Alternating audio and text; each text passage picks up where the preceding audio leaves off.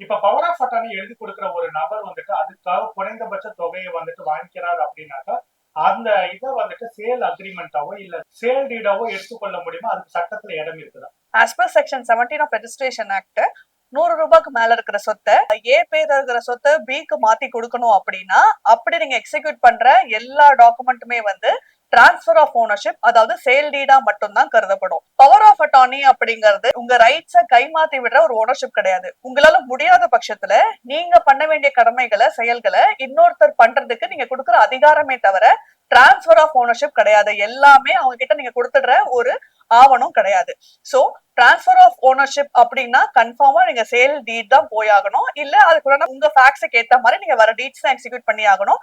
Power of attorney கொடுக்க முடியாது. Power of attorney கொடுத்தீங்கன்னாலும் டிரான்ஸ்பர் ஆஃப் ஓனர்ஷிப்ல செல்லாது. Suraj lamp and industries versus state of Haryana அப்படிங்கிற வழக்குல ஒரு அசையாத சொத்தை நீங்க இன்னொருத்தருக்கு கைமாத்தி விடுறீங்க, நீங்க டிரான்ஸ்பர் பண்றீங்க அப்படின்னா அது கண்டிப்பா சேல் டீட்ல தான் பண்ணணும் அப்படின்னு ரெக்கமெண்ட் பண்ணிருக்காங்க. ஒரு பவர் ஆஃப் அட்டார்னிய எப்பவுமே வந்து ஒரு டிரான்ஸ்பர் ஆஃப் ஓனர்ஷிப் டாக்குமெண்டா கன்சிடர் பண்ணக்கூடாதுன்னு ரெக்கமெண்ட் பண்ணிருக்காங்க. பவர் ஆஃப் அட்டார்னி எப்பவுமே ஒரு அதிகார பத்திரமே தவிர தன்னோட உடமையை மாத்திக்கிற ஒரு சேல் டீடோ சேல் அக்ரிமெண்டாவோ கண்டிப்பா கன்சிடர் பண்ண முடியாது.